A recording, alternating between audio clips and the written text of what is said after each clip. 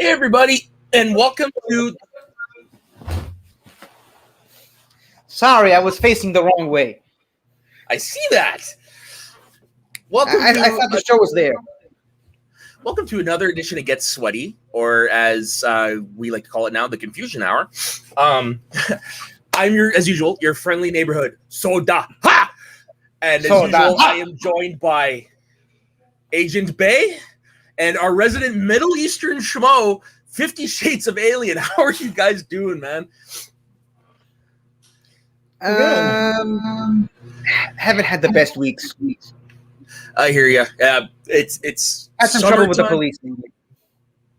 I will ask about that later. Like where I'm at, it's summertime, so now allergies are kicking up. So a couple days ago, like half my face was swollen and bloodshot. Sucks.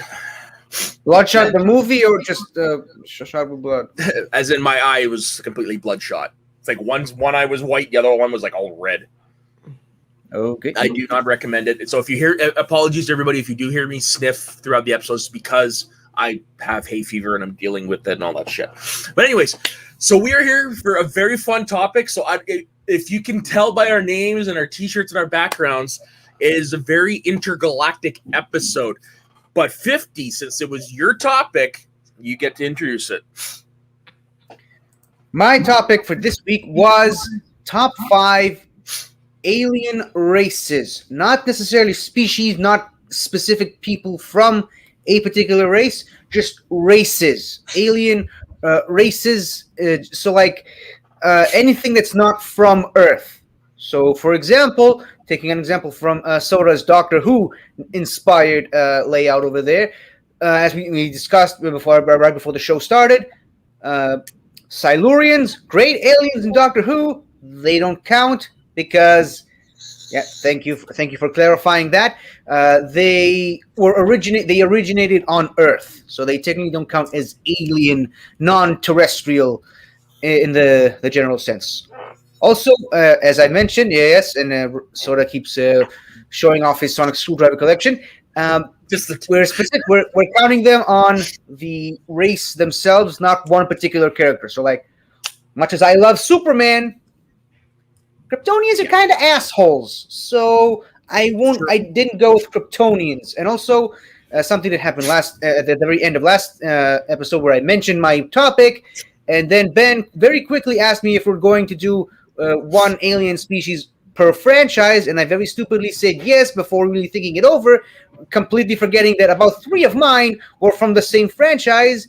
Yeah, we're going one alien race per franchise. So one from, say, Doctor Who, and one from, say, Star Wars, and so on and so forth. I ran into the same issue because, as I said on the show, like while I do enjoy sci-fi, like I'm not as immersed in it as a lot of people. So most of the races I think of, it's Doctor Who related. That's the first one that pops in my head. So it's like, okay, who do I narrow down in the list? But I think who made it on my list and the 3 that made it onto my honorable mentions are well worth it. And since I have a lot of honorable mentions, if I have ones from a specific franchise, I will be mentioning them during the entry for that franchise. Fair point. I'm just gonna say, I know you said the races, but when I listed, I'm gonna name the specific character and then what the race they're from, just because that's how I was able to get into the thought. If that's okay. Okay, tracks for me. All right, so let's start it. 50, since it was your list, let's just you kick it off. So my number 5 is from the realm of Star Trek, and I apologize for that. That was my computer acting up. Since there are a lot of alien races from Star Trek, ranging from interesting to what the fuck, a lot of them don't really stand out to me. However, the one that actually did make it onto my list, probably the reason why I decided to make this list in the first place, gets bonus points for creativity.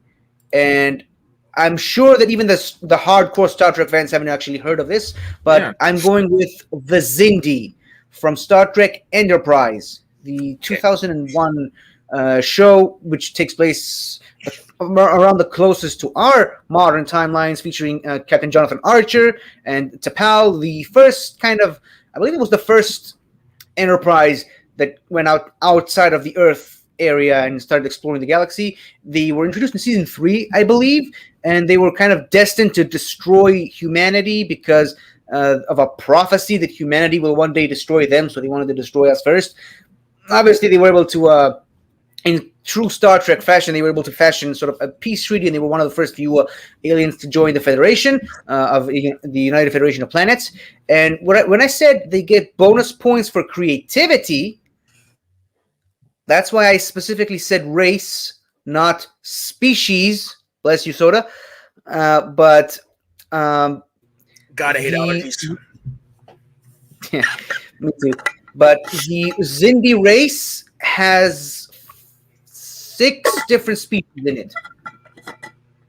So basically, they have the primates, the arboreals, the insectoids, the aquatics, the reptilians, and the now extinct avians. So basically, imagine if every sentient species on Earth became like humanoids. So like they have humanoid insects, they have humanoid reptiles, humanoid obviously primates, and arboreals, obviously the extinct avians, and the aquatics are the only ones that are still aquatic, but they're still very sentient races. So yeah, they have this own different society for each species. Each species reacts differently. They have different languages for each of the 6 species, and they had a civil war broke out on their planet, which obviously that was the extinction level event that caused the extinction of the avians, who are no longer part of the race. But after that, they decided that they wouldn't let something like that happen again. So they formed a peace treaty and a council with all of the 5 remaining species, sort of trying to work together. But still, every species, have their own vehicles and spaceships. They have their own various different forms of diplomacy. But like I said, they got very, very bonus points for creativity. It's unfortunate that they only lasted for about 1 season of the show, but like I said, they made enough of an impression on me. And I'll just quickly mention some honorable mentions because I have a lot, especially from Star Trek. The Vulcans, obviously, live long and prosper. Klingons, obviously. The Borg, in my opinion, the best villains in Star Trek ever. And the Andorians. Yeah. And the Andorians, which I'm still mad at myself for missing the question on Let's Talk About Star Wars 2 weeks ago. I'm still mad at myself for that. Okay, I'm gonna be honest. I'm just converting to Star Trek. Like I've seen some of the movies. That's about it. But I am actually venturing into it. I started this week my very first watch through of The Next Generation. So I will plan on continuing on to those other shows. So as of this moment, I actually don't know what to say because I've never encountered this alien till now. But Enterprise is definitely a lot of people's least favorite. But I like it. I mean, so far, gotta be honest, I have this little love-hate relationship with Star Trek, but I think Enterprise is my favorite series so far because it's the most relatable. It's the closest to our timeline. It's not as widely distant from us, both timeline and culturally. So it's a prequel of sorts then? Yeah, it's I wouldn't see that. That's where I draw the line calling something a prequel. It's not a prequel in the traditional sense. It just happens to take place in the same universe, just much earlier. I don't consider any like the Star Wars prequels. I consider them prequels because they are telling the earlier life stories of some of the characters we saw in the original trilogy. But something like the High Republic, which I can't wait to see more of. That is not a prequel to me. That's just something that's taking place in the same universe, just hundreds of years earlier. Okay, that's just the way I see it. Fair point. Fair point. What about you, Ben? Have you ever come across this alien race before? No, I'm a Star Trek noob, so to speak. I know nothing about it.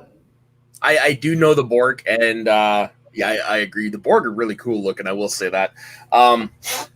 This is my main exposure to the Borg.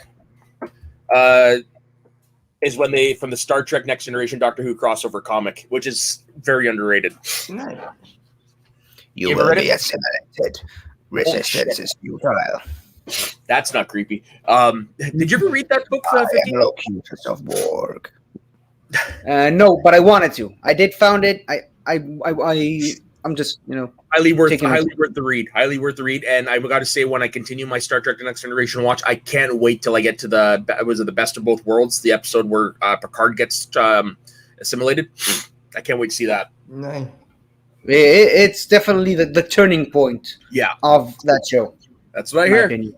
Alrighty, Benny boy. What's number 5? One final point. Star Trek series, Star Trek shows take a few seasons to really get rolling, and happen with, in my opinion, with Deep Space Nine, it was when the Dominion War started.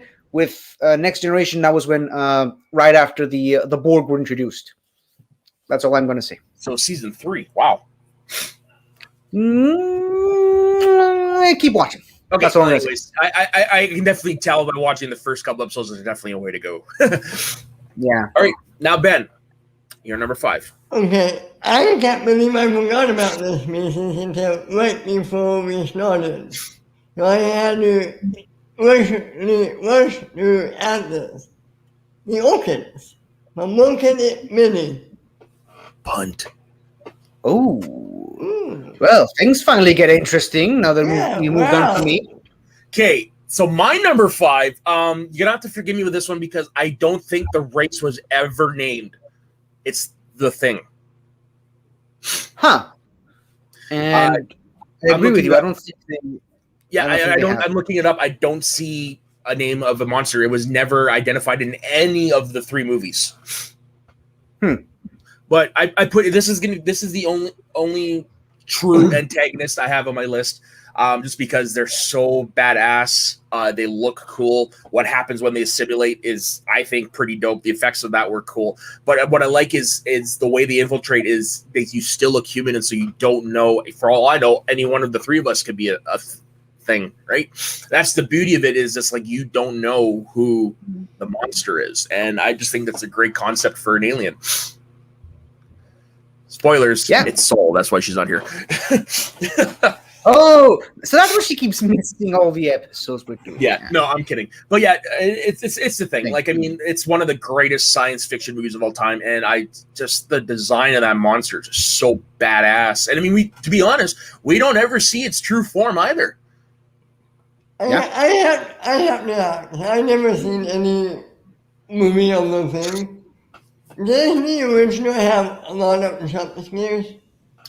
What you talk? The original is the 1951 version of The Thing from Another World. So you're talking the John Carpenter one? Yeah, the one with Kurt Russell. Yeah. What was the third one? I wasn't aware that there were. The third one is a prequel because it takes place right before the 82 one, and it ends where the 82 one begins. Okay. When did that came out? 2011. Really? I wasn't aware of that. Yeah, it's. I thought it was just the 51 version and the 80s one. No, the 2011 it had Mary Elizabeth Winstead, and it tells the story of the Norwegian expedition team that's discovered in the 82 one when they go to find the traces of the. The movie focuses on how that happened. Okay. Yeah, so I think and I personally think it's underrated. The only thing that's holding it up away from being a good movie for me is the fact that they took the practical effects and they overdid it with CGI, which was dumb. Yeah, I don't know if I can watch. I don't know if I can watch nothing. I'm too much of a wuss. And I think you'd be okay if you watched it with a group of people. I don't know. I have to think on it. I want to watch it, but I don't want to watch it. If you do, let me know and I'll watch it with you. Because I just love that movie. Okay, so now 50. What is your number 4? My number 4 is from Marvel, and it's a race that we've very recently started seeing popping up in the MCU, and these are the Skrulls. Nice. These are my picks for Marvel. Not on anybody's list. Okay, so when it comes to the Marvel cosmic universe, there are so many to choose from. At one point, I considered picking the Asgardians. Only one problem is I don't really consider the Asgardians in the comics as aliens. I've always thought of them as they are just the Norse gods. who just happen to be Marvel characters. And obviously, in the MCU, they kind of changed it around to making them aliens that, they came to Earth and people assumed that these aliens are God, which, side note, that's how I view religion as a whole,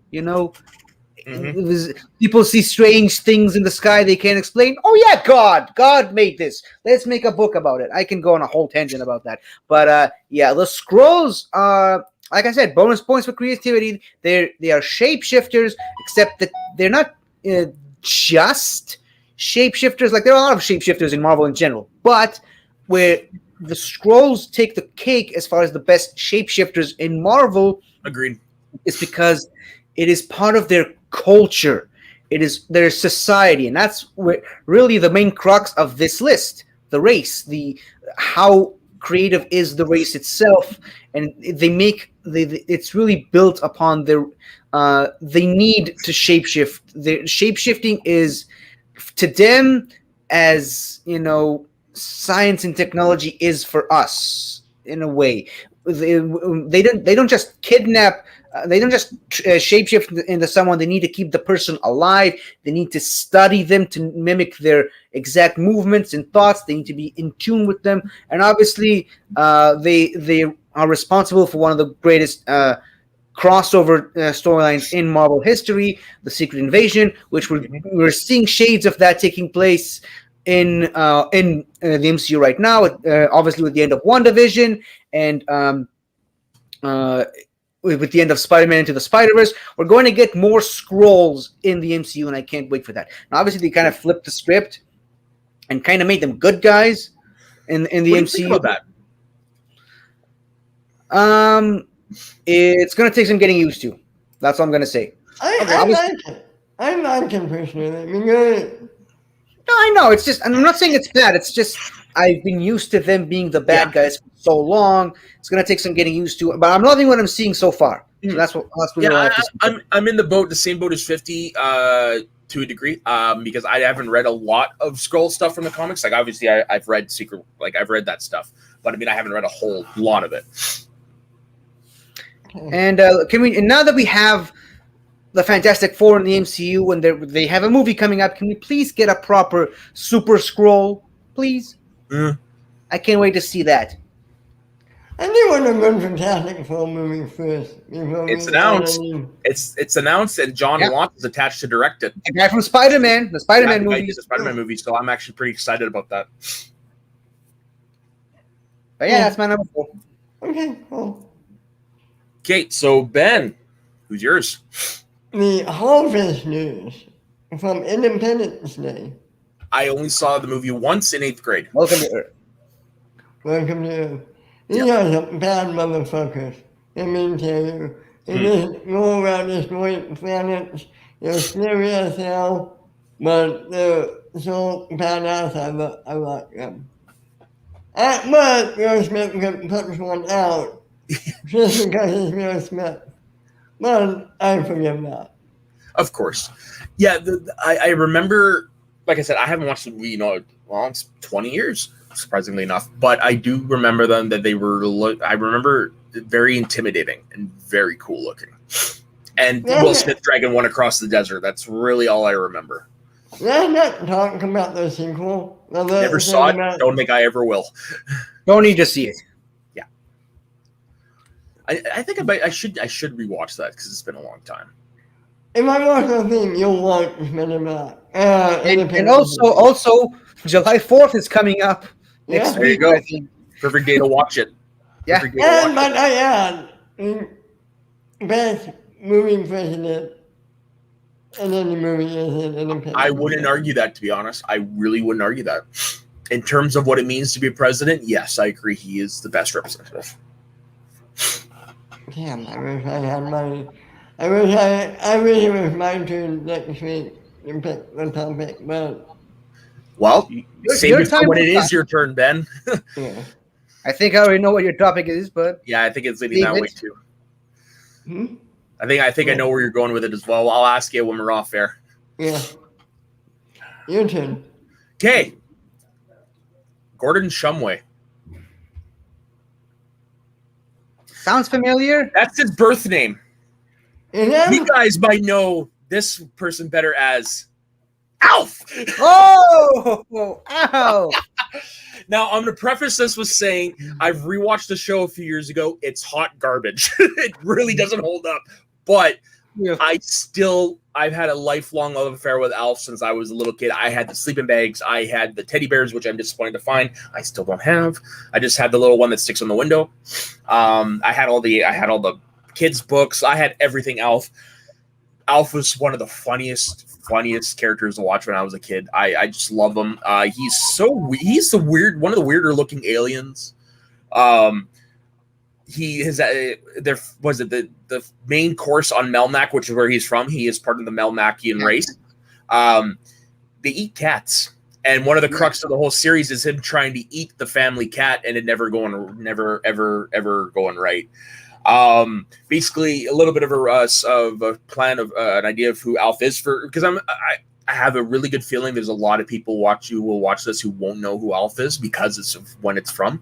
But in the show, Alf, I'm pretty sure my mom, who may or may not be watching right now, knows who Alf is. Yeah. Oh, for sure. Alf was all over the place in the 80s, early 90s. But Alf is an alien from the planet Melmac who has arrived on planet Earth and lands in the Tanner's family garage. On Melmac, Alf was a member of the planet's orbit guard. He was given the nickname Alf by Willie Tanner in the pilot episode. Alf was born on October 28th, 1756. He is troublesome, sarcastic, and cynical. Generally regarded as one of the only Melmacians to survive his home planet's cataclysm. He stays at the Tanner's house in order to stay hidden from the government and very rarely interacted with anyone outside of the family. In an episode of the first season, Willie is able to contact Alf's friends from Melmac, Skip, and Skip offers to fly by Earth to pick Alf up. Alf initially decides to go, but later stays. And because of that, because of how popular it was with children, Alf never drank alcohol after the first season. He's also known to eat cats. His favorite thing is tries to microwave the cat all the time, which is like bonkers. And then there's another time where Alf tried to use an electric mixer in a bathtub, and after getting and he gets amnesia, which caused a child to attempt this and nearly electrocute himself. Needless to say, that episode didn't go anywhere after its first airing. Yeesh. But yeah, honestly, for kids, Alf is, I think, the best way to introduce the concept of an alien to a child. It's like a sitcom Superman. Kinda. Who eats cats? Yeah. I have a question about Yes. the show Alf. Fuck, I want my Alf teddy bear. You said the family name of the Tanners. Yeah. Any relation? No, Ben. You need to stop doing drugs, my man. No, I'm kidding. No, different network. Yeah, it's probably just honestly just a coincidence. But fun fact, the guy who plays the patriarch, Willie Tanner, appeared in 2 episodes of Friends as the owner of Central Perk early in the series. Yeah. It was John Lithgow, right? No. No. I remember now. It said John Lithgow was from Third Blood from the Sun. Yeah. That was my confusion there. Yeah. Also, speaking of cats, I have a weird story that I wanted to share. So yeah, yesterday I dreamt that I was babysitting Kiara and Kovu's children. And apparently they had 3 of them in my weird fan-made dreams. And yeah, I was babysitting Simba's grandchildren, and ever since that I have a weird time looking at cats. Like there was one yesterday I saw, and I don't know. It's hard for me to look at cats right now. So every time someone mentions cats, I don't know. I've kind of been looking for an organic way to shoehorn this into any conversation because I wanted to talk to someone about it, but I couldn't find someone else to talk to because you're my only friends in the world. So, hey man, I may not answer right away, but my messages are always open. Yeah, I know. But what do you guys think about me babysitting 3 lion cubs who can talk, apparently? It makes sense. It makes sense, and I think you should stop mixing foods that shouldn't go together before you eat. I don't even think I ate before going to sleep. That's an old wives' tale, is if you eat something weird before going to bed, you have weird dreams. Okay. Yeah. So no cat eating. So No cat eating. No. That is frowned upon. Okay. No. Well, he's sleeping with the peaches now. So, should I or should I not get this? It's the exact same one I had as a child. I'm pretty sure I still have one of those, which What? weirdly ties in. Sorry, go what? ahead.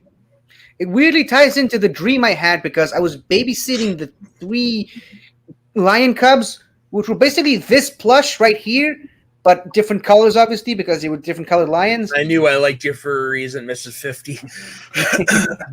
Yeah, that's the reason. Yeah, I was babysitting them at my grandparents' house, which I'm pretty sure that's where my Alf teddy bear still is to this day. Yeah, I remember as a Weird, child. and it's weird you bring up Alf a day after I had this weird dream. I went after the idea of the list came about, and when I named my list, I was like, "Fuck! I wonder if I still have it," because my parents still have 3 garbage bags full of my teddy bears when I was a kid. And I went over there, and unfortunately, it wasn't in there, and I lost track of it a long time ago. I know I didn't get rid of it, but I just don't know where it ended up. So it's like bummer because I really wanted it. It was cuddly. I'm gonna try to see if I can contact my grandparents and get me my old one back. Yeah. Anywho, okay, so 50. What is your number 3 then? Okay, my number 3 is from the realm of DC. From Marvel to DC, and it is the New Gods. Ooh, from Jack Kirby. Now, just like with Marvel, there are so many aliens to choose from, but I decided to go with the New Gods because they are about as crazy and as out there as you can get, and they're basically DC's version of Star Wars, or should I say, Star Wars is George Lucas's version of the New Gods, because the New Gods came first, and there's literally a character in there named Darkseid, and the New Gods are always consulting the Source, and there's some confusion with children getting switched at birth, stuff like that. So it's basically New Gods is Star Wars essentially, but the New Gods. George Lucas is a comic reader. Oh, I'm pretty sure he is. I'm pretty sure he is, because if you look at a lot of the inspirations for Star Wars, a lot of it came from a mix of samurai movies and spaghetti westerns with New Gods flavor thrown in there for good measure. Okay, and a little bit of Doctor Who as well. But fair point. The New Gods. So it's Darkseid or New God, right? Darkseid is one of the he's one of the New Gods. Yeah, he's one of the new. See, the whole thing about the New Gods is that there was this one planet that kind of split into 2. One planet was Apocalypse, and the other one was New Genesis. Yeah, the New Gods is the Apocalypse. The New Gods are these on New Genesis are these perfect beings, and the Apocalyptians are the dark sides and the Granny Goodness and the bad guys. And the parademons and all that. So it's very similar to a concept that Jack Kirby did years later in Marvel, which is the Eternals, which we're getting a movie on that. Obviously, they couldn't pick the Eternals because they were from Earth, so they won't necessarily count as alien races in general. But there are so many good, deep storyline characters in the New Gods, with obviously Orion being the son of Darkseid, who was raised by the All-Father. High Father. Sorry, the All-Father is Odin. But Kalibak is the son of High Father, raised by Darkseid, believing himself to be Darkseid's true son and heir, voiced by Stephen Dorff, I believe, the guy who did Worf from nice Star Trek.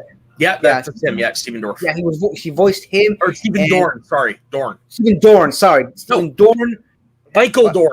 That's the name. Michael Dorn. Sorry, we were both in the general area.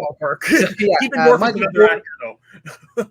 Worf from Star Trek, The Next Generation, voiced Kalibak, and the parademons, and there's this a whole society, like I said with the Zindi, a whole society of aliens in both New Genesis and Apocalypse, and we almost got it in the DCEU, but I'm still holding up hope that one day we will get ourselves a good live action interpretation of these characters? I've never actually read a New Gods comic proper. I'm only familiar with the characters through their appearances in other stuff. So I'm familiar with Big Barda. I'm familiar with Mr. Miracle. Obviously Orion, and then Darkseid. The Fiery Furies. Yeah, exactly. Like I know all about the New Gods from other stuff, and the characters that I know, I really enjoy. I really do. I think Big Barda would actually be a fun character to have live action because she's so larger than life. And to be honest, literally, and prior to this, to her getting kicked off, I would have said that Gina Carano would have made a great Big Barda. Okay, she looks like she could have been. Yeah, I can see that. Yeah. Also, can I just point out, Orion one-shot Superman once. Just wanted to point that out. That is Orion true. one-shot Superman once. Yeah, that's if they finally do get a New Gods movie, it's got to be Orion as the main character, you'd assume, right? We're still talking about that. Yeah. There's some truth to that. But yeah, no, when they do the movie, it has to be Orion who's going to be the lead, the main guy, right? Yeah. It has to be. Well, I don't know, because they're making the Eternals movie and it doesn't look like Icarus is going to be the lead. I think, but that's a different studio, though. Who knows? Like, I mean, there are so many good characters you can choose from. Like, I'm looking at the list right here on Wikipedia. There's so many you could choose from that, yeah. Honestly, every single one of those can have a movie of his own. Like, you can have a movie of just Big Barda and Mr. Miracle. Yeah, I think that would be a great, because Mr. Miracle, his whole thing, he's Houdini in space. Yeah, he's the perfect escape artist. Yeah. His real name, Scott Free. Go figure. Of course, because Jack Kirby, am I right? Yeah, of course. Darkseid is spelled like Darkseid. For years, Darkseid was like part of my email. It was part of my usernames. It was my Xbox gamer tag. I had to change it because nobody could fucking pronounce it. Yeah, Darkseid. No. Darkseid was one of the best characters in Injustice 2, which I used to play a lot with my friends at work, and pretty much all of them named him Said because they couldn't pronounce Darkseid because it was pronounced like Darkseid. Mm-hmm. So yeah, you're playing as Said. Right. Okay, Ben. Next. My number 3, Romulan. Romulan from Star Trek. No. There's something else. Romulan is from Men in Black. You might know this picture, Men in Order Frank. I'm talking about. The pug! The pug. I was considering him at one point. Yeah, I never even thought about that. Never thought about that. The pug is probably the pug, and the little aliens that live at the headquarters are the two best aliens in those movies. Oh, the pug for me. Those aliens get annoying sometimes. Okay. I love the pug. Yeah. I want the pug so bad, but yeah, never going to happen. But yeah. Hey man, anything is possible. Why don't? Never say never. Never say never. What I love about the pug is whenever he's when he's first introduced, they go to interview the guy, and it's not the guy they're talking to, it's the pug. The pug. The pug is the sentient being. It's just like, oh, okay. And then he becomes I love him in number 2, and he's part of the team in number 2, right? Yeah. Yeah. Yeah, you're right. That is the best version of the character. I think Man in Black 2 gets a lot of bad rap. 2 and 3 both get a lot of bad rap. I give bad rap for 3. I was not a fan of 3. I liked it. I really liked it. And then in number 3, in Jay's apartment, Frank is dead, but he has a big blown up picture of Frank hanging in the background. Mm-hmm. They're so funny. Oh yeah. Now, damn it, I got other movies I got to rewatch. It's been a bit since I watched those as well. It's a little bit of a side story. So this involves Men in Black. So when the third one came out, it was in theaters. There's a restaurant that's in Vancouver, and they actually have one where I live. It's called Wings. name gives it away. They have a wing on the menu that's called the Bobby Wing. So basically, it's just a wing that's just straight cayenne, water, and then some other spices thrown into it. So some of the restaurants, you have to sign a waiver to have it because it's really hot. I had 3 this particular day, and I went to take a drink from my Coke, and it's like, we were at the theater, and I took a drink from my Coke. I'm like, shit, it must be flat. They must be out of gas or something, because I couldn't taste any. Like it tasted like syrup, and then I passed it to my friend to try, and she drank it. She's like, "No, dumbass, you burnt off your taste buds." Yeah. That's funny. All right, that's enough of the side story. All right, my number 3, Sundar. It is none. Oh, damn it! I should have loaded the picture. It's none other than the Sontarans from Doctor Who. Just give me a moment to bring up the picture that I had. This is what a Sontaran looks like. Basically, they are described as a potato with phaser guns. That's pretty much what they look like. They are a militant race. For the most part, most of the creatures their prime focus is invading other planets, and they're very much a warlike creature. The exception, though, is Mr. Strax. He ends up becoming a butler to... What was the name of the race you were talking about earlier again, 50? The Silurians. Yeah, the Silurians. Madame Vastra. Yeah, Madame Vastra, who is a Silurian. Also, is this a good time to announce that I actually challenged Raiko to a Doctor Who trivia battle? And he accepted. Time. I hope he's watching this. Great time. Wow. I would love to watch that. But yeah, the exception to that is Strax, who, as I said, works as a butler for Madame Vastra and her partner Jenny. So it's an alien lizard and a human living together in Victoria, England, with a potato as a butler. Sherlock Holmes. Basically Sherlock Holmes, and they have a potato as a butler. Go figure.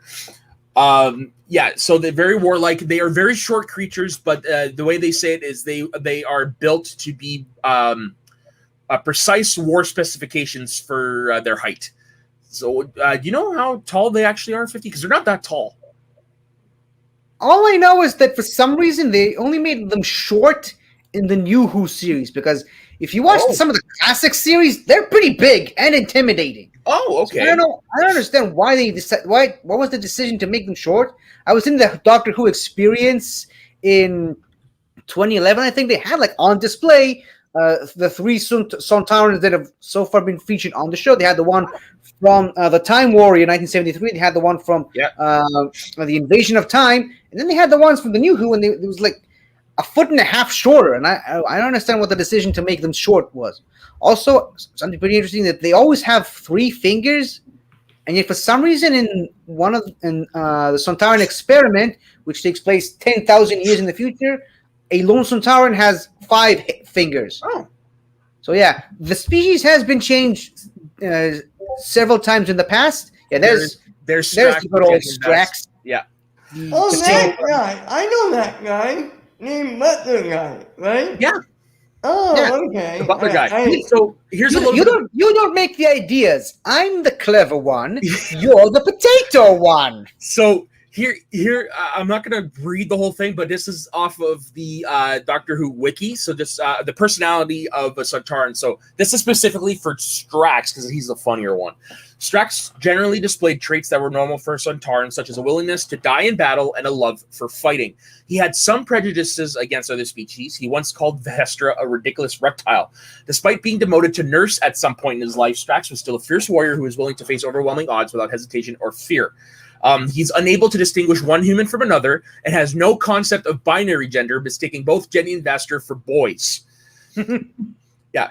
The 11th Doctor said of Strax that 2 genders is a bit further than he can count. He also believed the word madam was a rank. Yeah. He does not tolerate what he believed was incompetence from livestock, even if it's not their fault. If Strax thought they had failed in their mission, it was grounds to execute them. He killed 3 horses in the same week for getting lost in Yorkshire and nearly performed a summary execution of a 4th, asking it for last words, only to get no reply, which was the usual story, suggesting he could understand horse. Strax didn't seem enthused to make another horse go the way of the others, stating he wasn't even hungry. However, this particular horse was spared when he got proper directions to go to Sweetville. He also does have a softer side, and he does appear to like children, tending to a young boy during battle and stuff like that.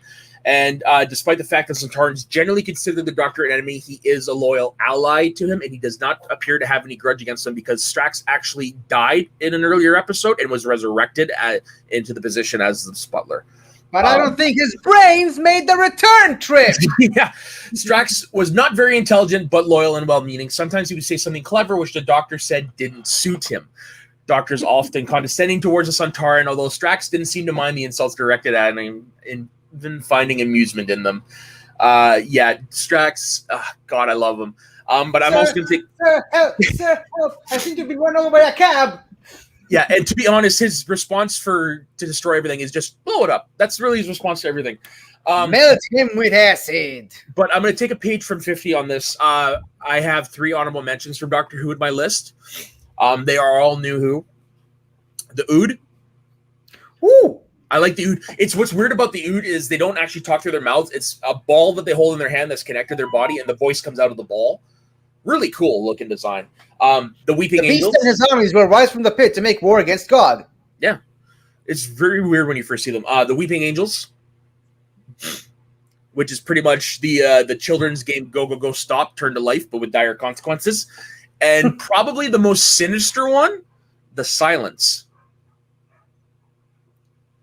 The Silence is It's an alien basically race. the angels, but on steroids. Yeah. The Silence basically, you don't know they exist. If you see them in front of you, you're aware of them. But as soon as they go into peripheral, you forget all about them. And in Doctor Who lore, they are the cause of a lot of conflicts on Earth, causing people to do things that they don't remember. So assassinations and bombings and stuff are all done because of the moon Silence. landing. The moon landing was done because of the Silence. But nobody knows about it because they don't know who the Silence are. And their ultimate goal is to prevent anyone from answering. Thank you, Miss 50. Their ultimate goal is to prevent anyone from answering the ultimate question, the first question in existence, the oldest question in time, hidden in plain sight. Doctor Who. Yep. Some great stuff. Okay. Also, by the way, speaking of Strax, I just a little bit of attention. During the 50th anniversary, the BBC kind of had this. They had a series of minisodes. That's what they called them during the Matt Smith era. But the Doctor Revisited, correct? No, they're just called Doctor Who minisodes. Look it up. Okay. It's like hundreds of them. Oh, right. It's like it's like separate adventures with the Doctor and River Song and all kinds of stuff. One of them is just Drax in full armor, transmitting a report back to Sontar, where he explains that he's only been playing the fool to get to know the Doctor better, and he's basically telling. It's intended as a breakdown for new audience of every single Doctor and what happened, but it's basically Strax explaining to the Sontarans the history and, more importantly, how every single Doctor died and regenerated. Okay. And that is where he reveals that he actually was the smart guy all along. I'll have to look into that. I've never seen that. In other words, it was Mr. Strax all along. And on that note, Ben, what is number 3? No, you're It was Ben. 50. Did you just call me Ben? I'm sorry. It's been a lot.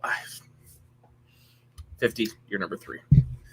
First of all, I have to apologize. I forgot to mention my honorable mentions from the DC realm. I wanted to go with the Thanagarians, obviously, because why not? But also, my number 2 is the Wookiees from Star Wars. Is it a pun for anybody? No. I gotta pop off for a second. I'll be right back. All right. So the Wookiees are fascinating to me. The whole idea of they're essentially what we would consider primitive beasts, but they have advanced technology far beyond our own. That whole mesh of the old and the new is something that Star Wars is able to do very well. I personally think Doctor Who does it better, but still. The Wookiees, I love, first of all, their society.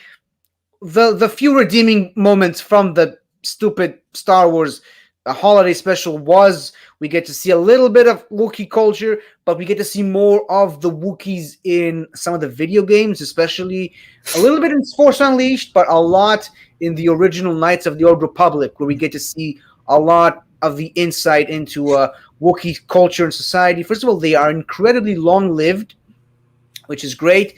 And like I said, the technological advance, they are great mechanics. They are great scientists. They can't speak a word in basic, but they look primitive to you, but they are smarter than you can imagine. And that combination of size and brute strength and primal rage mixed with the technological advancement I mean, that's a scary combination that you don't want against you. That's why the Jedis go to defend them in Revenge of the Sith. Okay. And they even mentioned they are an ally they can't afford to miss. And obviously, I love the fact that Yoda knows one of them. Obviously, Chewbacca is a great friend of Yoda. He helped Ahsoka Tano escape a hunting planet at one point. Yeah, and also I just wanted to point out that their language is called Shriwook, and in one of my matches in the fan leagues, I used that as an answer to a question, and the judge and the people who called the match literally had to Google it to make sure I was right in order to give me a point. Wow. I have one thing to say about the holiday special real quick. You said we saw very little about the Wookiees in that. I'll argue that and say we saw a little too much. Yep, with the grandpa and the porn and the little good stuff we saw from the Wookiees. That's what I meant. Who knew the concept of a dirty old man crosses many different species? Yeah. And I gotta say this first. I'm a fan of Mr. John Roca. I agree with him on a lot of stuff. The one thing I gotta draw a line in the sand is he keeps insisting that it should have been the Wookiees in Return of the Jedi instead of the Ewoks. Hell no! No. Hell no! Like, the whole idea of that concept in the movie was that the technologically advanced Empire versus the primitive Ewoks, and they lost, mimicking, Vietnam. If it was the Wookiees, I mean, the Empire had no chance. They had no chance against both giant, powerful brutes with technology that's better than them. It's miles ahead of their own. I don't understand where that idea came from, but obviously, originally it was supposed to be the Wookiees, then it changed it to Ewoks, but it wouldn't have had the same impact, to be honest. Yeah, it was the Wookiees. I really don't think it would have. And the Ewoks are like killers. Yeah. Yeah. For the most savage race. They're fucking playing the drums on the helmets of their fallen victims. And if you actually go into the Star Wars novels, it is confirmed the heads of the people are still inside the helmet while they're drumming it. And also, let's not forget, they tried to eat Han Solo alive. True. They had him roasting on top of a fire, rolling. And they're savage killers. Don't think anything other than that. Yeah, it's true. Okay, Ben. I think I just ruined my mom's day. Quick round of honorable mentions from Star Wars. I wanted to say Yoda's species, which we still don't know much about. The Rakata, which is super interesting from Legends, obviously. And obviously, I had to do it. I had to bring up the Zextu because that was the species where I got right and was able to beat Gold Leader in Star Wars trivia. I love how you're just gonna keep riding that. I'm gonna milk it as long as I can because I love it. I love it. For Evan's sake, like the fact that only 2 people so far have beaten him, and I consider it one of the greatest achievements in trivia of my life. He should be honored that I hold him in such high regard to say that, the fact that I beat him is one of the greatest achievements of my life. If you ever make it to the Schmodown, we're clipping this out and we're sending it to the Chronic. Okay. All right, Ben. I'll write it down. What's your number 2? I can't really. My number 2. Your number 2. I can't believe nobody has seen this yet. I'm shocked. The Xenomorph from Alien. That's actually on my honorable mention because I tried to stay away from the antagonist, but he made my honorable mentions.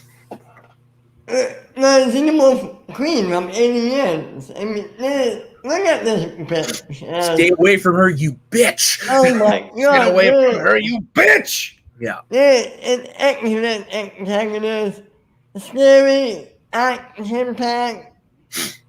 Yeah, lethal. And you think they rapid age. I love to be afraid of these creatures. And the design of them are so cool. In my opinion. I just love them. Remind me who designed them? Is it not Edgar Giger, right? Yeah. It Was Giger? Yeah. Not so scary when they look like that, though. I don't think that's really It's still kind of scary. No, it's dope. Thank you, Loot Crate. Speaking of Loot Crate, I think I also have one that's actually pretty cool. Should be over there. How much is Loot Crate?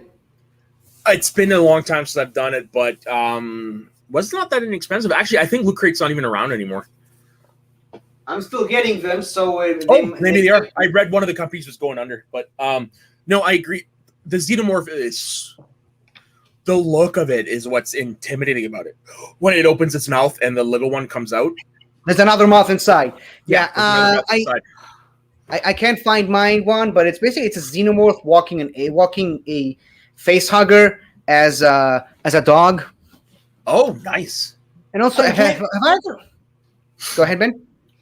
I can't remember how long ago it was. I think it was when Campia and Sherman Sean were at Collider.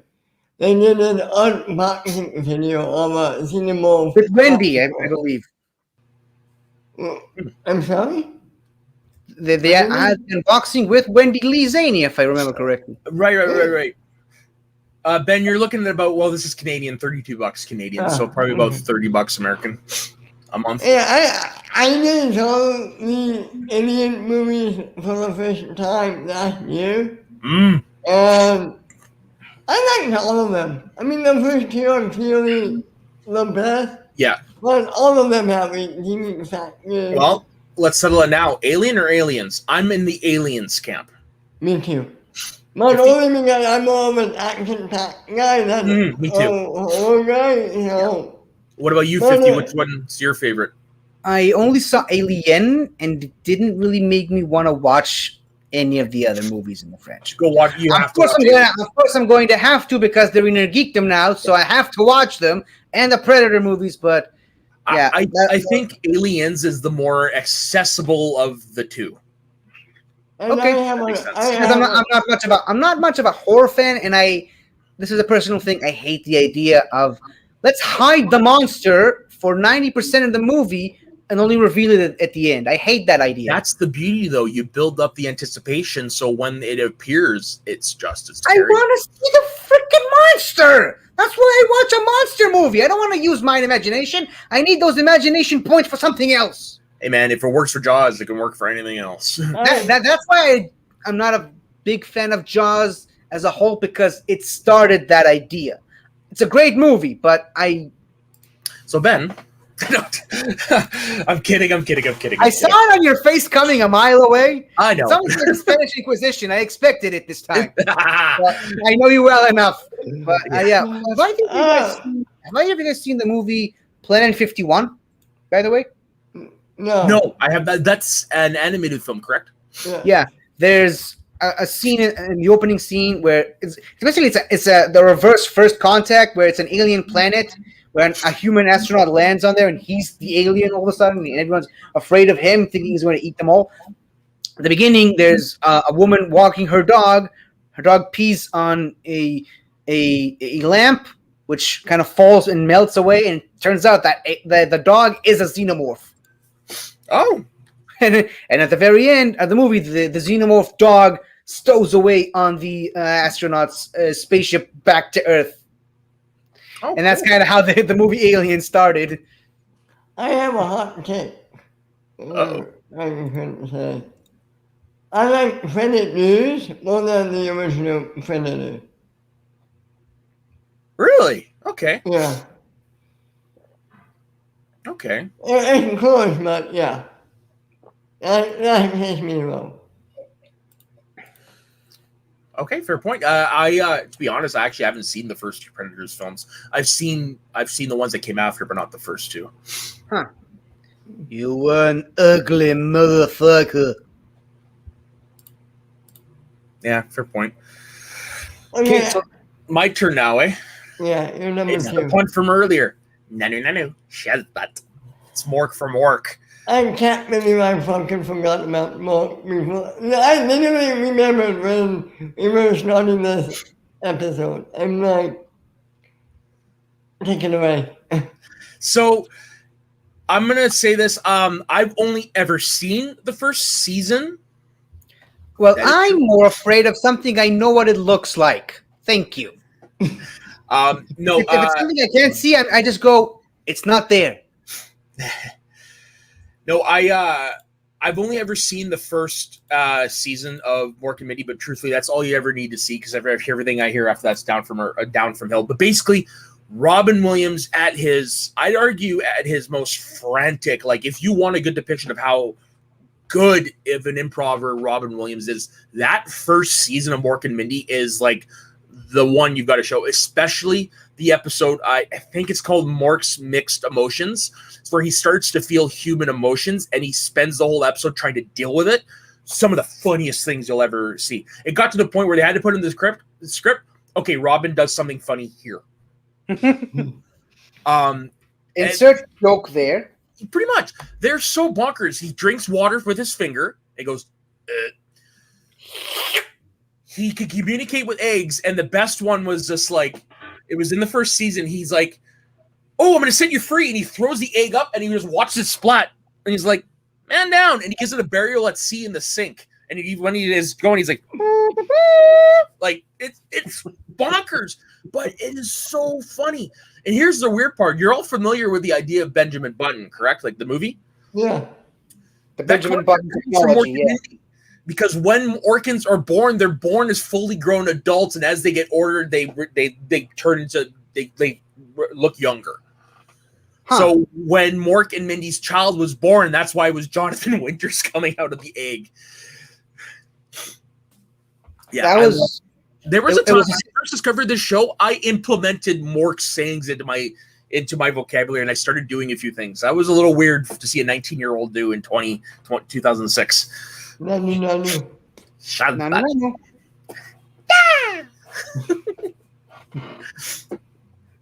Oh yeah. If you haven't, I cannot recommend the first season of Mork and Mindy enough. You've got David Letterman, who makes a guest appearance in that series. It's his first guest appearance on TV. Plays a con artist. Chandler Bing's mom, Morgan Fairchild, is a great character on there. Just so many great funny storylines of watching an alien out of his element adapting to Earth, and the alien just happens to be Robin Williams. Oh, Robin Williams. One of the greats, if not the great. Me too. Okay, so that's my number 2. What about yours? What's your honorable mentions? Well, we've talked about my honorable mentions because I listed them off for Doctor Who and Xenomorph. 50. Was there any for you? I mentioned most of mine on the way. I'll just quickly mention a couple from Doctor Who as well. The Weeping Angels, as I just like you did. The Cybermen, also, which you didn't mention. And 2 not from the Doctor Who universe, the Needle guys from Men in Black, the the insectoid guys, and the Ultra Beasts from Pokemon. And I'll just quickly explain what they are. They're Pokemon from another dimension called Ultra Space. They come into our reality through something called Ultra Wormholes. And it's a whole thing. They're one of the most controversial things in Pokemon ever. because they look they're aliens, so they look completely out of this world. Nothing about them really looks like Pokemon, and that's kind of their charm, their beauty. I don't like them in particular, but I love the concept of Pokemon from another dimension coming into our reality. And I love how the few people that loved these guys have been able to come up with good ideas for fan-made designs for Ultra Beasts. And obviously, I'm making my own Pokemon region, so I appreciate a fan-made fake Pokemon. So, yeah. Yeah. What about you, Ben? What's your honorable mentions? The Wookiees. LGN. LGM. So Wait, what's that? Better known as Little Green Men from Toy Story. Right. Oh, because Back- you have saved our lives. You're incredibly grateful. Here's my confusion. There is a Pokemon called LGM. Oh, okay. LGM, and he's literally like Little Green Man. He evolves into a Pokemon called BHM, Bug-Eyed Monsters. That was my confusion there. Before you go on, I just want to say I love the idea of the little green men from Toy Story being the children of Mr. and Mrs. Potato Head. Like, that's just genius. You have saved our lives. We are eternally grateful. Yeah. Daddy! All right, keep going, Ben. The Dominators from the Eververse. Oh. The Dominators from where? Oh, because there's also Dominators in Doctor Who. Yeah. Too many overlapping things for me. Mm-hmm. Paul from Paul.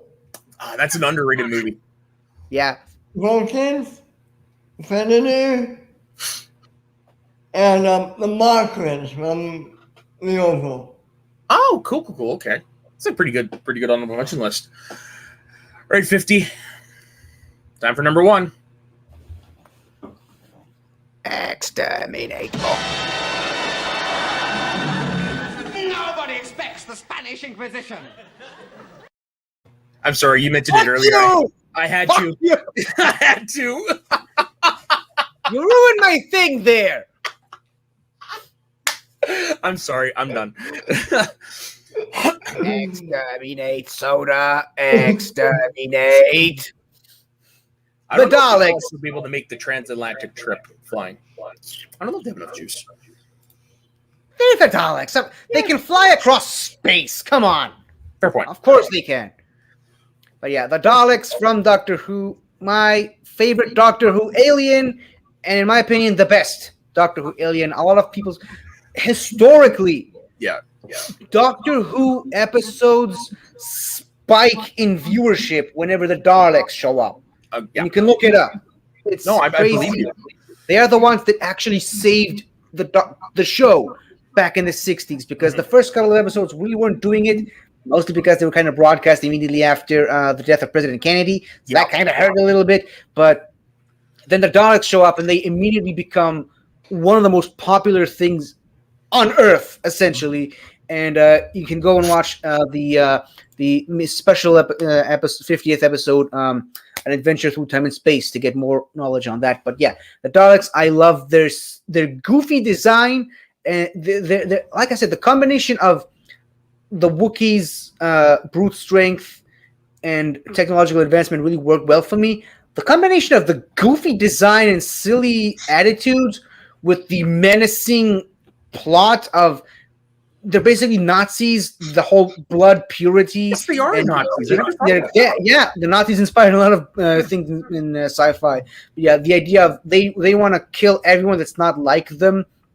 And even when it comes to Dalek in and of themselves, there's this idea of the more pure Daleks versus the hybrid Daleks, and there's civil war between the Imperial Daleks and the regular Daleks, and just they have such an interesting society. And even in the Time War, if you haven't read the book, I believe it is Engines of War, which features the War Doctor, John Hurt. Yeah. I much recommend using the audible form, because Nicholas Briggs reads the story and he actually does the Dalek voice whenever the Daleks speak. That's incredible. They introduced the idea of Dalek degregations, which are basically mutated the Time Lords kind of tried to mutate the Daleks and try to make them good, ended up making them worse, and you have these weird egg-shaped Daleks with spider legs, and it's just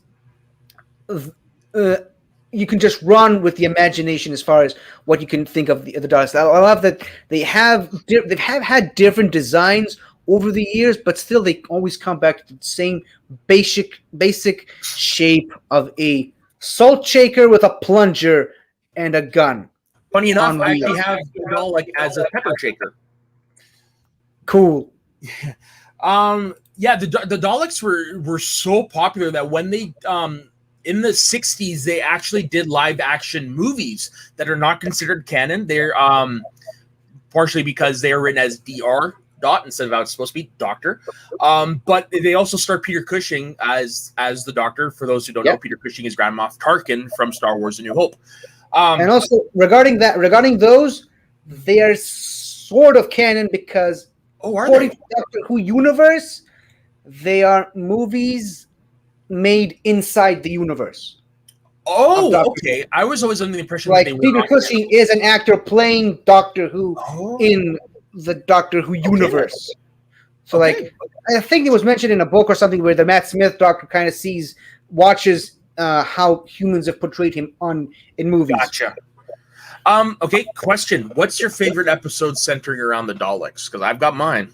I mean, I mentioned it a couple of weeks ago in my top 5 TV episodes. I mean, it's The Stolen Earth and Journey's End, the best Doctor Who story ever. Like, first, the Daleks basically kidnap planet Earth, along with 26 other planets, and they use planets as gears in a machine to destroy everything, not just creatures, but Martha, right? matter. That's when Martha was the companion, correct? No, it was with Donna. With Donna, the Dr. Donna. And like they brought all the companions together with a crossover with Torchwood and the Sarah Jane Adventures. That's my favorite Doctor Who episode ever, and that's my favorite. It's a great episode. Like, I'm not going to argue that. My personal favorite Dalek episode, though, is Asylum of the Daleks. Oof. Basically, it's the first time you're introduced to Jenna Coleman in Doctor Who, but she plays a character who landed on the Daleks' planet. Has been waiting for a year for rescue. She spent the whole time baking souffles. But what it's revealed is, no, when she landed, she was assimilated into the Dalek, and so she's actually a Dalek now. And but unfortunately, she retained her old memories. When you find that out, it just kicks you right in the gut. And then obviously you find out that she's actually been around the Doctor's timeline the entire time, which a lot of people didn't like that part. What I love about this episode is that it really shows you a lot of different models from the Daleks. Yeah. You see the Imperial Daleks, you see the Daleks super weapon thing from Remembrance of the Daleks. And then I kind of started a trend that I both appreciated and kind of learned to dislike about Stephen Moffat, where he is trying to just cram all the classic stuff in Doctor Who. Like in the Sorcerer's Apprentice, do we really need to see every single Dalek model in the same place with Davros? And in the Cybermen episode, do we really need to see every single model of Cybermen that has ever been on the show in one episode? But it was fun. It was cool. It was cool. So yeah. I just want to say I personally think that Jenna Coleman gets a lot of flack, or the character of Clara gets a lot of shit from Doctor Who fans. I like Clara. I really do. I think it was a similar case of Filoni and Ahsoka Tano with Stephen Moffat and Clara.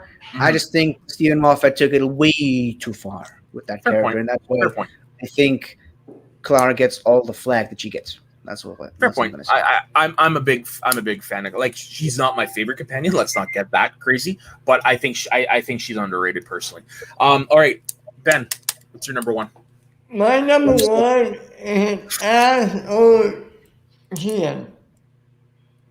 From where? You might know this detective better as. Hold on. Oh yes, yeah. E.T. That's why you were asking me last week. Yeah, I was. I remember you made a post on Facebook about that, and I looked up what these guys were, and That's why it sounded familiar when you said it, but still hadn't quite put it in my head because they were in Star Wars apparently. Yeah, episode 1, they are in Star Wars in the scene in the Senate. And when you look up the species name from E.T., it takes you to the Wikipedia. Very nice. So, did Star Wars name that? I don't know, but Maybe. what can you? Are they canon? I don't think they did E.T. because canon in Star Wars then. I don't think Star Wars did because there is lore around the species that predates that scene. I don't know if you ever remember on movie fights, what's his name? Mike Carlson used to champion Botanicus. Okay. That is the name of E.T.'s mentor, and that comes from a book that was released in the early 80s. So I think that might have been where it was released then. I remember that. Yeah. Okay, but anyway. Don't quote me on that. I love this E.T. I mean, telekinesis and empath. Oh, God. Healing. The drunk scene is funny. Drunk. E.T. and him. E.T. and him. E.T. phone home. I'll be right here. It's iconic. It's so iconic they could take homage to it in Legends of Tomorrow. Or send you that clip if you don't remember. I just love E.T. I'm not gonna lie, I have a love-hate relationship with that movie, mostly because I hate Elliot. I hate Elliot with a passion. Why? He's annoying. Here's the weird thing. I think I might have mistakenly watched the special edition growing up because last year I rewatched the original, and the things I hate about Elliot is not in that version. Which is weird. So maybe I was watching the wrong one the whole time. But one of my personal favorite John Williams scores, and you're right, the movie is great. And let's not forget, Harrison Ford had a cameo that was deleted from the movie. Really? He plays the principal of the school that Elliot attends. And it's because his wife at the time, Melissa Matheson, wrote E.T. Wow. Yeah. So you don't see him. It's just you see like his back, but he talks and you know it's Harrison Ford. Damn, why didn't they cut that? I watched the scene. It didn't bother. All it was the kid after the whole drunk thing. The kid got sent to the principal's office. That's pretty much what it was. And here is Lego E.T. from a video game that I will keep mentioning until they bring it back eventually. Lego Dimensions, where E.T. was a character in that game, voiced by the same guy who voiced the original E.T. in the movie. I've always wanted to play that game. Never did. It is great. Unfortunately, it's a Toys to Life game, so you kind of need the figures in order. That's one of the main reasons the game failed, because you needed to buy the physical figures. But if you buy the ET one, it actually comes with a phone. Nice. Very nice. But yeah, it is a terrible tragedy that game is no longer available. Boy, ET doesn't have the best luck with games, do they? The who, sorry? ET doesn't have the best luck. There is a documentary that was released about Atari that I highly recommend because it goes into the ET, the extraterrestrial game, in depth, and I highly recommend it because it's arguably considered the worst game of all time. Yeah, it's just bonkers. Basically, it was rushed. The game has nothing to do with the movie. Basically, it was made in 6 weeks, I believe. Yeah, it was made pretty quick. Basically, the premise is you're ET, you're walking around, you fall down a hole, you try to collect M&Ms. That's it. And they made too many. Nobody was spying them. So the rumor M&Ms in the game. Sorry, yeah, Reese's Pieces. Because I remember there was like a conflict. It was supposed to be M&Ms. It was supposed to be M&Ms, and then they said no. And then it was Reese's Pieces. But basically, M&M is still regretting that to this day. The rumor for years was that Atari disposed of the games in the landfill in New Mexico. There was never any actual evidence because it was done in the secret of night, and it was the big rumor for years. And I can't remember how long ago it was. I just know it was in the last 10 years. For this document, they finally said, let's see if this is true. They went to the film. They started digging up where they thought it was, and they found the cartridges. So it is actually true. Well, some of them still worked, and some of them still work. Yes, and I think one of them might be in the Smithsonian now. Wow. Yeah, I again highly recommend that documentary because it is a history of Atari, but it details the game because the game is essentially the fall of Atari. Right. Highly recommend the documentary. Okay, what's your number one? but also final thoughts. As long as you like ET and not Mac and Me, just saying. Yeah. Yes, Paul Rudd. I'm gonna miss that bit on. Oh my God, that was so funny. Yeah. Okay. Just give me a second here. What do you think about computers? Sometimes you don't know where the shit ends up. So Ben, how's your week been? Good, how are you? Well, like I said, some trouble with the police. Right. Didn't you see me up this morning last night? The pay-per-view? No, I didn't watch it. It was Okay. too. So my number one is a whatever. Huh? Whatever. What? You might know him better as Gonzo. Yay, Gonzo! You know, a whatever. I You're distinct. I should have known when I asked you who was your favorite Muppet a few days ago, and you said Gonzo. It'll always be Gonzo from the very first moment I saw Muppet Christmas Carol. Basically, it's Gonzo, and then like one is Rizzo. I should have put them. Yeah, but anyways, ever since I first saw Muppet Christmas Carol, I've instantly fell in love with Gonzo, because he doesn't know who he is, and you know what? He doesn't care. He's just Gonzo. Until the movie came up. Until the movie came up, yes. But to me, he'll always be a whatever. Yeah, Gonzo. He's basically I want to say he feels like the everyman of the Muppets in a way because he's the one that narrates the movies. Yeah. The fact that he's in love with the chicken's a little weird, but I just love he'll try anything, even at the cost of what it does to his own body. Like the famous thing from the old Muppets intro is at the end he would he'd come down in the logo and he would explode, and he loved that stuff. Or he would his stunt tricks. He's the Josh McCouga of the Muppets. He'll do anything to make people laugh. Perfect example, the Josh McCouga of the Muppets. I never thought of that. I just came up with that. That's. I'm going to tell Makuga that. You know him? Yeah, I'm part of the Good People Association. Oh. I'm one of the founders. But, yeah, Gonzo will always hold a special place in my heart because he showed me that no matter where you're from, you can accomplish anything. And it doesn't matter what people think of you, it's what you think of yourself. So he'll always hold a special place in my heart. Yeah, till the day I die. Can I call you Zongo? Oof, that's a little weird. Ooh. It's from the movie. Yeah, true. You could call me also Soda the Great. No, that's a little too self-indulgent. Yeah. Speaking of which, what do you think of the movie Muppets from Space? What do you think? Which is named Muppets from Space, not Muppets in Space. Ben Bateman. Just wanted to point that out. To be honest, I actually do enjoy it, but it's not the one I revisit the most. Okay. And it's weird. That is one of the two Muppet movies that is not on Disney Plus because it was not distributed by the Jim Henson. It's not owned by Disney.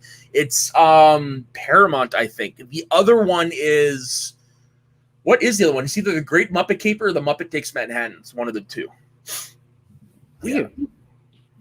We are cosmic knowledge fish. We know many, many things. I think I know what I'm doing today. I'm going to do a Muppet marathon. I know it's like 30 degrees outside. I really don't want to go outside in the heat. My favorite Muppets is the Muppets 2011. For me, it'll probably it's a toss-up between Muppet Treasure Island and Muppet Christmas Carol, to be honest. As much as I do love the 2014 one, just something about those two. You love the I want to be 2014 honest. one, really? I'm gonna be honest. I'm one of the few people on this planet that actually loves the Muppets of Oz. I've never seen it. That's one of the few I haven't seen. I think, dude, it's a Muppet movie. But that being said, in my opinion, it is the most accurate to the book adaptation of Wizard of Oz, the Wonderful Wizard of Oz. Like, it is the most accurate adaptation of the book, and it's a Muppet movie. Yeah, the Muppets. I'm going to share a video with you guys in our chat afterwards. You guys are all familiar with Adam Savage from Mythbusters? I heard the name. Okay. So he did a tour of the Jim Henson Museum in Yonkers, New York a few years ago, and he put the whole video, and that's pretty cool because not only do you see stuff from the early days of the Muppets, there is an early Kermit that predates the Muppets is in there. They have Miss Piggy in the wedding dress, but not just Muppets. They also have props from Labyrinth and the Dark Crystal and other things that he has done. And I'm going to say it's a pretty cool video to watch. Really cool. The one that freaks me out, though, is Big Bird. Never That's a 7-foot-tall freaking bird. And also the guy who was in the suit died a couple of years ago. Yeah, and the way he did it, it's weird because his face was here and he was controlling it with his hands. With one hand. Like, oh my God. The dude had to have strong muscles to do that. It was just nuts. Yeah. Wow. But seeing that, I don't know if I would make it through the museum in real life because I have a fear of still life. So it's just like, to me, I'm like, oh, I'm just gonna wait for Miss Piggy to jump me here. Yeah, I'm guessing you've never heard of the game Five Nights at Freddy's, did you? I have. I'm not gonna do that. Yeah, me neither. Me neither. Does that mean you're never going to watch Willy's Wonderland? Oh no, that one I'm gonna watch for Nicolas Cage. Oh my God, that movie is so insane. Here's the thing. Let me clarify. If it's in a movie, I'm all good to go. If it's I see the thing in real life, totally different story. You will see a fat ass size hole in the wall. That's how bad it is sometimes. I cannot do taxidermies. I cannot do wax museums, and I cannot do nature exhibits in museums as well. I just can't. What do you think about my friend Mimikyu here, by the way? Cute in a deranged way. Really? What do you think about its eyes? It looks drunk. Really? Because its eyes are down here, buddy. Oh, That's shit. just a disguise. Is that from Five Nights at Freddy's? No, it's from Pokemon. Oh. I mean, doesn't it look like enough like Pikachu to you? Yeah. I guess it does, yeah. That's the idea. It's Mimikyu because it's mimicking Pikachu. Mimikyu. Oh, okay, I get it now. That's funny. All right, so that brings the end to the list. This was definitely a geeking out episode if I ever saw one. No, really? That's cool. It was over a decade and a half ago, so I don't remember. But I think obviously I didn't get an invitation to the wedding because I was invited. I was invited without an invitation. But I think I remember something like that. All right, so next week, it's Saul's turn to decide. She's not here, but she has given us the list in advance. So, Ben, you want to say what Saul's choice was? It is the top 5 cities you want to go vacation in. That's going to be fun. Oh, because she's on vacation. It makes sense. Yeah. That's going to be fun because this is where you're going to see the history dork in me come out. Not just you, buddy. That's not just you. Touche. Okay, so where could everybody find you, 50 Shades of Alien? You can find me on my YouTube channel, 50 Shades of Geek. You can also find me on Twitch as 50 Shades of Geek without the F. I sometimes do streams where I stream the old Lego Harry Potter games in preparation for a Harry Potter Max that I've got coming up in 2 weeks from now. All of that is going on my gaming channel, 50 Shades of Gaming. You can also find me on you can look me up on Patreon, patreon.com/Pokemon Star Cross and Crescent. I'm designing a Pokemon fan game based on Israel, the country where I live in, and where I would assume at least one of you wants to vacation in, right? Yeah. For next week's Yeah. You know what? Maybe. Because while I do have my issues with organized religion, I am a huge fan of Christian history, of how everything came to be. See, I view it as the way I am able to separate myself from religion is I just view it as history. Yeah. I just try to look at the historical context, not the religious context. Agreed. Like I've read enough on the Council of Nicaea to last a lifetime. Like So I wouldn't be surprised if something from your area does pop on the list for that reason. Okay. So that's where I will always visit you. I'll visit you because I want to hang out with you. That too. I mean, of course. The 50. Yeah, of course. Same thing with you. the Middle Eastern schmo. Yeah. Same thing with you, Soda. Of course, and same. Los Angeles will not. Well, no, won't be on the list, but there will be an American city on the list. I will tell you that. And when you find out why it's on the list, you're gonna be like, "Well, no shit." Yeah. Wait, we're in the Hockey Hall of Fame. Is that in Canada? That's in Toronto. And yes, I'm still upset that my parents didn't take me there when we were 13. That's another story for another time. No, I can't give you a hint because it would just give it away. Okay. But I will say this: it's in Eastern United States. That's the only thing I will say. Of course. I know. Okay, Yeah, I know it. Yeah, okay. Back to the topic at hand. Yes. See, this is why we need Soul. This is why we need Soul on our show. It's true. When she's not here, our episodes do go a little long. We're lost without her. Anyways, that's where you can find me. You can also find me on John Roca's Patreon. I just recently did an Inner Geek the match against Colin Morris from the Ultimate Samoan After Show. Who's drilling in teeth? That's me. I'm sorry. You have a dentist in your house? What is that? Construction. I'm sorry, guys. I never mind. I've got a picture I want to send you guys later. It's on my other computer, so I'm gonna have to do it. It's funny. I'll explain the context later. Ben, what about you? Where can everybody find you when you're not in the middle of construction? You can find me at my other YouTube show, Matt Down in a few hours. The show where we go into players' careers. Today we're going into the career of one Muck, the android, and Draco. That's going to be a fun one. Come on. He has had an incredible career. I was going over his matches last night. I can't believe some of them. Yeah. Okay? Quick question to both of you. What's your favorite Mark and Draco match? I have to say I'm Finn Draco. Mine too. It's hands down Finn Draco. Does that one even count though? Is that canon? It doesn't. I don't think it would be on the list. Let's just. It's not on the list. Yeah. I gotta be honest. My favorite might be his debut match against Bibbs because both of them. I didn't know much about both of them, but they both came. Bibiani set the record for the highest scores in a singles match, and Draco set the record for the highest scores in a losing match. So I gotta say that one. You know what? I have to say it's not his match, but the first people. Of course. Yeah. Of course. The reason why I love the Finn Draco match so much is I know it's technically not on Draco, but it's just the image of Mark and Draco sitting there in the Finstock mask trying to be Finstock, and it's like there's just something off about this. I can't quite put my finger on it. Anyway, you can find me there in a few hours. You can also find me every Thursday on Shooting the Breeze, except for this week. We're taking a little bit of a hiatus. And every day, and every Friday with Matt, we'll be camping the path.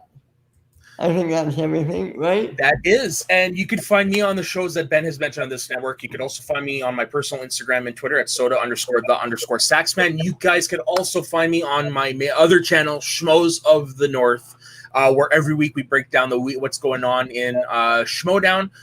Friday and Sundays. Saturdays, I produce a Star Wars show called Let's Talk About Star Wars, which Ben is going to be guesting on tonight. Last episode, 50 was on. I highly recommend that episode. It was Star Wars Alien or Not. It was a really fun episode, and it was And I think Gold Leader. And he beat Gold Leader. And that concept was, we had so much fun doing it. We're going to be doing it once a month. And warning, after the second one, I'm taking over the questions. I want How many things you want to be expecting? Yeah, and I have 50 whenever he's available, he's automatically on, and the same will go with you, Ben. And yeah, I think this is going to be a fun trip. So that's where you all can find me. And also stay tuned. We might have some announcements coming up So let's leave it at that. So on behalf of myself, 50, and Soul, who is not here, I can't believe I'm... Yes, go ahead. Also, just wanted to point out, make sure to check out Soul later tonight on the Ultimate Tomorrow After Show. Is she going to be on tonight? I don't know. Yeah. Actually, I don't know. But it's still her show, so I figured I should bring it up. It's on the John Roca YouTube channel. Tonight they're having Ty Lieberman on as a guest, as well as Amaru Moses and Frankie Alvarez, or as I like to call him, Funky Alvarez. Yes. Very nice. Okay, so thank you very much for joining us. On behalf of myself, Ben, Soul is not here. I can now officially retire #Smash Cancer because Kevin Smets has finally in remission after almost a year of battling cancer. So on behalf of us here at the Media Sweaties Network, we want to say congratulations, Kevin. We can't wait till you come back next year and kick ass in the Schmodown. So Smash Chandru! Exactly. Smash Chandru. So don't forget, everyone, stay sweaty and smashed cancer. We'll see you next week.